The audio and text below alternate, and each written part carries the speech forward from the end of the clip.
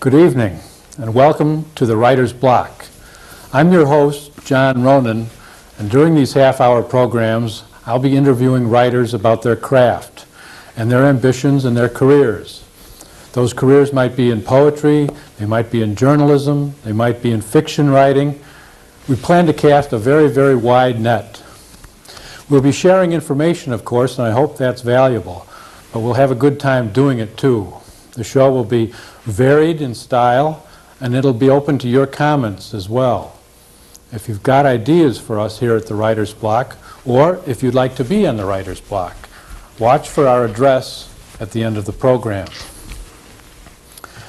Tonight's guest is Peter Watson. Peter is presently the general manager of the Essex County newspapers. They include the Beverly Times, the Gloucester Daily Times, the Peabody Times, and the Daily News of Newburyport.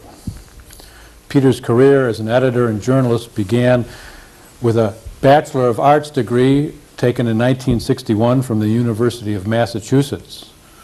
He has since been a reporter and an editor for the Worcester County papers, the Beverly Times, and One Design and Offshore Yachtsman. He's a Rockport resident, and now I'd like to invite you over to meet Peter with me. Hi, Peter. Thank you for being here. It's nice to see you. I gave the audience a general outline of what you do, the titles. Can you make those more real for us, for the audience? What do you do? Well, what I do now is general manager of the four dailies is that I'm with the publisher, actually, the manager or the overseer, I guess, of those four papers. In the course of that, one of the functions I do is I still spend a great deal of time with the editors and with writers.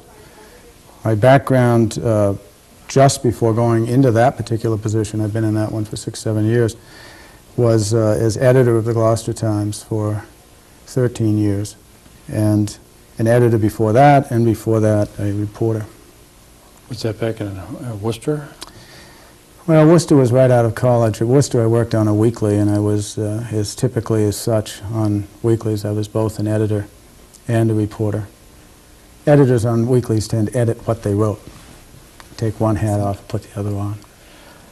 I noted that your degree was a Bachelor of Arts, and I have down here, although I didn't mention in government. Do you not think that a journalism degree is essential to be a journalist or to be an editor? No, I don't think it's essential. I think it's essential to write a good deal. It certainly helps to be in good writing programs, but frankly, I sort of wonder what people do in journalism courses after they've taken 3 or 4 courses. We've had a long history at the Gloucester Times with the University of New Hampshire, where we've had an internship program since 1972, and that's a very good school, and the kids come to us doing good work, and they do good work for us. But it's largely because they have a good writing program. They've expanded that into a journalism major. I'm not sure that's particularly useful. I'm not a great supporter of journalism majors as such. I think many of the people who watch this program, and especially some of the students, might be concerned with what to do to get into journalism. Don't take journalism. Well, you can take journalism. I think the most important thing to do in school nowadays is it's almost essential to be involved in college papers so that you have some actual writing experience. It's almost essential to do an internship somewhere. Part of that is because so many people are doing it. If you're an editor and you're hiring a first-time reporter now, a 22-year-old reporter, you tend to have a choice between young people who have done that, who come to you as having been the editor of their college paper, as having worked summers somewhere, or working as they do with us, full semester somewhere. When someone comes with that kind of background, and the next person in the door comes in and says, I was on the crew for 4 years, and late in my senior year I decided writing would be a good idea. They've really almost preempted. Those are the kinds of kids actually who probably should go back and do a graduate degree in, get a master's in journalism because they're playing catch up. So you want the practical experience more than anything else? I think that's true. I think sometimes perhaps it's overstated. One of the best people we've ever had, and someone who would be known to a lot of people in this area, is a woman named Barbara Cotton.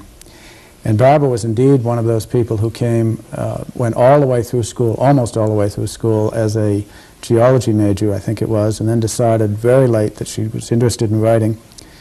She went to BU for a master's program, which it's a long time ago, so maybe things have changed. It was not a particularly effective program, in my view, because she was so good and they did so little for her. She came to us, and sort of on a gut instinct, we hired her against the rules that have now come to be a part of the business, without an internship, without college newspaper experience. And she's been just great. She's now at the Boston Globe, writing for the lifestyle section of the Globe. She was at the Washington Post. She was before that at the Providence Journal, where she had a newspaper person's dream, really. She wrote more or less what she wanted, where she wanted in New England for the Journal.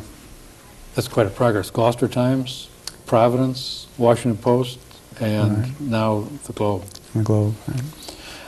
I want to get into some other specific careers in a second, people that have written well and why they've written well. I want to squeeze in another question about education here. Did you want to write when you were an undergraduate? I probably should say that I could write perhaps more than I wanted to write, and explain that. I came from a newspaper family. My father was a newspaper man. I found writing as a young person both fairly easy, or at least easy in the sense of it not being arduous. Did it on a high school paper, did it in a college paper.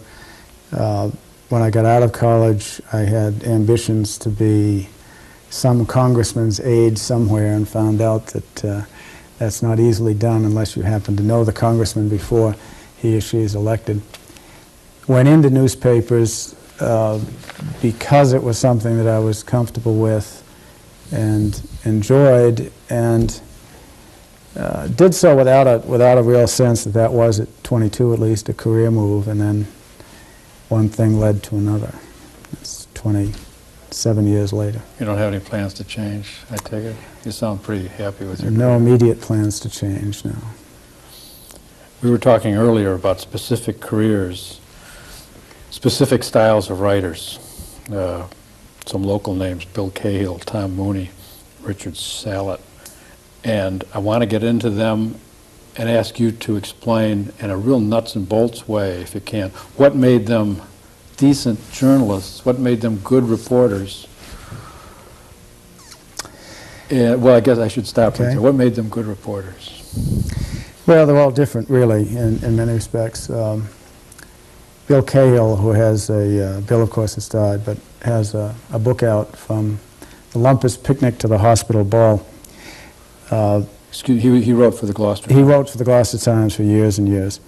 And it was said of Bill, and it was really true of Bill, that you got from the beginning of a Cahill story to the end of a Cahill story faster than anyone else, which is one of the signs of good writing in many respects. If you become engrossed, and the next thing you know, you're at the end, and particularly if you're sorry you're at the end because you really like to go on, you've run into a good writer. Bill was, as anyone who's been in Gloucester for years knows, quite controversial, and there were people, including Bill, who would sometimes say they wouldn't let a fact get in the way of the good story. That notwithstanding, he wrote good stories. He told good stories in print, and he did it by writing in a very unencumbered, free way, and I describe it. I brought this. You said, is there a book that I believe, and this is Elements of Style by, it's the Strunk and White book that's sort of Strunk famous and White Elements of Style. in the newspaper business, and it's famous truly for the last chapter, which was E.B. White's 20 Rules for Good Writing. And It looks well used. yeah, it is well used. And he talks about in it not overwriting and writing simply. Cahill used to say, "Don't gargle." It was his great comment to young writers whose copy would go into him and he'd grump and frump about it, and then he'd pronounce it gargle. That's not one of E.B. White's 20 points. I don't Well, think. it's very close to. It's a different way of articulating one of E.B. White's 20 points, but it's very much like one of his points. Clarity, simplicity, those are all key points. And gargle is neither clear nor simple. And what it would do is it tends to be young writers overwriting the beginning of a story, sort of getting on stage and taking the stage, letting their writing be the vehicle as opposed to what they're saying. And he used to call that gargle, and I think he was quite right. We had a writer once at one of our papers who used to do that all the time. He would get on, he would start, and it was incredibly self-conscious. You could feel the self-consciousness in the writing. One of E.B. White's points is put the writer in the background, let the story go forward. But he wouldn't do that. He'd do the opposite. And he would write about 8 or 10 paragraphs, and finally he'd sort of feel, well, he'd done it. He'd established himself, and then he'd relax. He always used to feel that he relaxed, and then he wrote bad stuff. The truth was that his stories got good at about the 8th or 10th graph, and then they would flow because he was easy. He wasn't trying to dominate. So he was unconsciously proving the point. Some of the other good writers, I had mentioned that there's a couple of the names there. One is Tom Mooney, who, in my view, is the best writer that has been at the Gloucester Times in the time that I've been involved with the Times, which is back into the 60s. He's at the Providence Journal now. And it's a little bit harder in some ways to describe why Tom is so good. He certainly meets those rules. He writes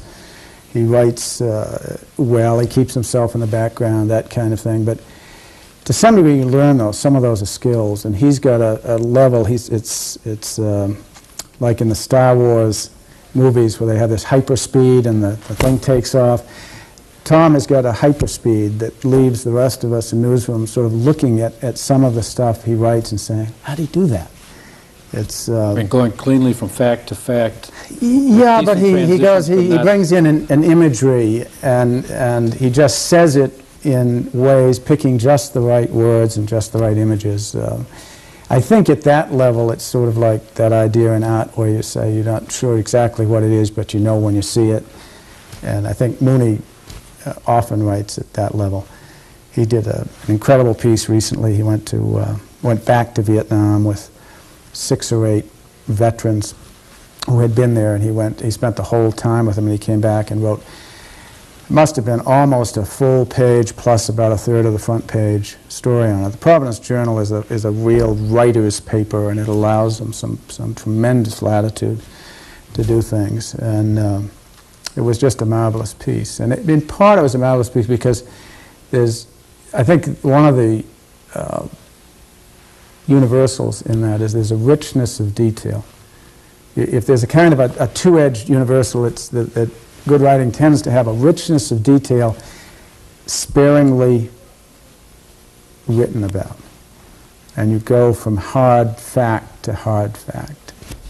I've had trouble, as you know, I teach as well. I've had trouble sometimes talking to students and saying to them in a certain course or advising them, I want them to write a journalistic piece or a journalistic-like piece, or I'd like them to take a journalism course, and they say, no, I want to write creatively. And I want to shake them, but I can't because it's a public institution. Right. I can't shake anybody. That's right. How would you answer somebody like that, besides shaking them? Well, I think I'd answer that in part is that, first off, that writing is writing, and that there aren't, I'm not sure there are different kinds of writing in that sense, in that writing for a newspaper is that much different in some ways than writing creatively. I mean, it's using language. It all follows the same rules. It all follows the rules of clarity. It all follows the rules of simplicity. It all follows the rules of using just the right word in just the right instance. There's a body of thought out there that there's sort of a hierarchy of writing like there is in school, that there's elementary school and there's middle school and there's junior high school and there's high school, and there's writing that follows that kind of hierarchy, and I guess I just simply disagree with that. I don't think there is a graduate school of writing that is the kind of writing that books are graduate school writing, and that magazines are high school writing, and newspapers are middle school writing. I think that's just a fallacy. It's a fallacy in our industry. At one time in our industry or in our trade, there was a sense that sports writing was something different altogether than other writing, that there was writing for page one and there was sports writing, and they were good or bad inherently on what page they happen to go on. It just simply, I don't think there's any truth to it. There's good writing, there's bad writing, there's mediocre writing, there's skilled writers, and that's a learned trade. You can sit down, and if you work hard at it, you understand the rules, you can become a skilled writer. There's talented writing, and that's this what I call hyperspeed. Certain people lift off and they write it at a level that others don't write at. John McPhee. Look at his stuff, what he writes, and say, wow, that's beyond skill. But I don't see the distinction. I suggest to the students sometimes that they take an article from the New York Times, say by Apple, on some contemporary, and line that up against, I shouldn't say this, but our local college newspaper. I'm not going to mention the college I teach at. But if you can compare the front page of the New York Times to maybe college writing, I think you see that it's just as creative as any other kind of style, any other kind of writing.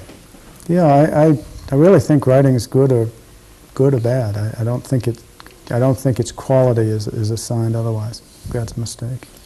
There's one other writer you mentioned here, Rich Salad. I'm not familiar with his. I mentioned Rich because he's a young fellow who's at the Gloucester Times right now, and he's writing the best things of his young career right now. An interesting person to look at, an interesting person to read, because he's writing some really good stuff, and he's, from the point of view of a young person interested in getting into the business, he's an example of what a really good writer, given, I think, 3 years now in the trade, can do.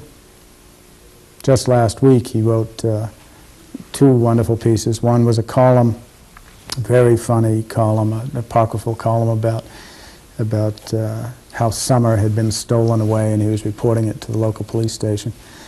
It's funny, which is wonderful. There isn't enough funny writing around. The other one was certainly the opposite. The other one was on the death of a young woman in Gloucester from AIDS, a woman who was a drug addict. And that story was good for all the classic reasons. It was rich in detail. He spent a lot of time with that woman. Salet had just done a major series on AIDS in Cape Ann, and he had spent hours with this woman, and she had really opened up totally, and her family had opened up and really talked to him about what was happening, how they felt, all that sort of thing. So he had enormous research, if you will, and then he got back out of the story and didn't get in the way of telling an incredible story. I mean, somebody's dying at the age of, I guess it was 32, of AIDS after being a drug addict. That doesn't need any 32? embellishment. Well, if she was young, I'm not sure exactly. She was in her early 30s. That doesn't need any embellishment. It doesn't need any interference, if you will, by the writer. It certainly doesn't need any hype by the writer. The power is in what actually happened. Let the facts speak for themselves, be invisible.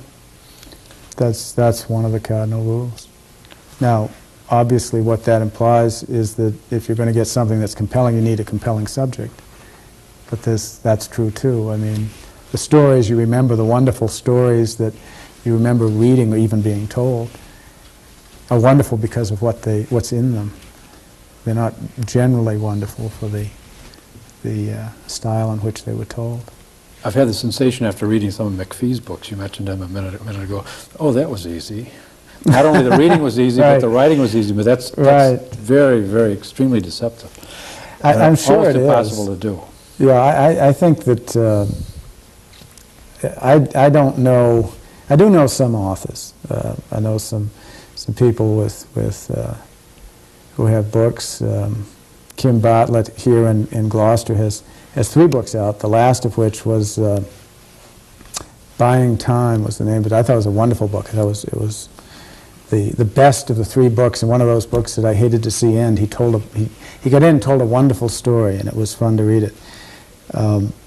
Kim's going to be a guest on the show is he? in the near Well, future. He'll be happy to hear that then. He worked for the Gloucester Times, of course, at one time. I don't think most writers find writing easy. I hear stories, and it's only stories I hear, generally speaking, of writers who have this incredible discipline where they go and they sit down at 8 o'clock and they have so many words they have to get out each day, no matter how difficult. And I don't think the ones who read easily necessarily write easily. Some do, but I think people who write very easily may fall prey to missing the second half of it, which is revising it, and that's not easy. Going back and cutting things, because that's what you do in revising. You hardly ever add. You cut and you cut and you cut and you cut. There's an old rule out that and I can't remember where it came from, nor the exact wording, but it was something like the hard part of writing is killing all your protégés, or you go in and you've written these wonderful things that you think are great fun and great turn of words and that sort of thing, and then if you're really being honest and you're really going to do a good piece, you've got to go back and kill a lot of them, because the very fact that you think they're so neat probably means yeah, it's a danger sign. It probably means you're showing off, that you're trying to steal center stage, that kind of thing. I think the great fact that you just mentioned is that revision is a fact of life in writing, any kind of writing, journalism, Right. poetry, fiction.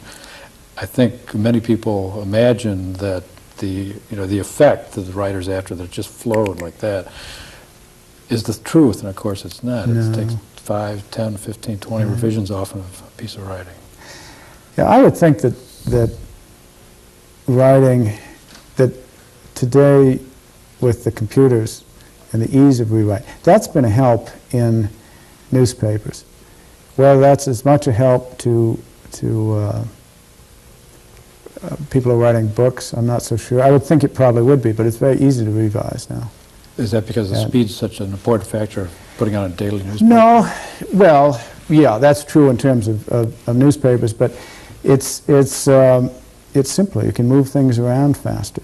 You don't end up, I mean, in the old days when you were revising, you were literally taking copy paper and cutting it in strips and pasting it up and having cross-outs and all that kind of stuff, and you'd get lost, and it was so difficult to do. There was a real inhibition against doing it. With the computer, it's so easy to go back and revise. I think there's more revision going on today, in newspapers at least, than there was before. We're not out of time, but we're running a little bit close to time. I want to change gears a little bit to get into more general writing topics and your own background. Mm-hmm. I'd like to ask you, who has influenced you artistically or journalistically, not that those are contradictory, and who continues to influence you?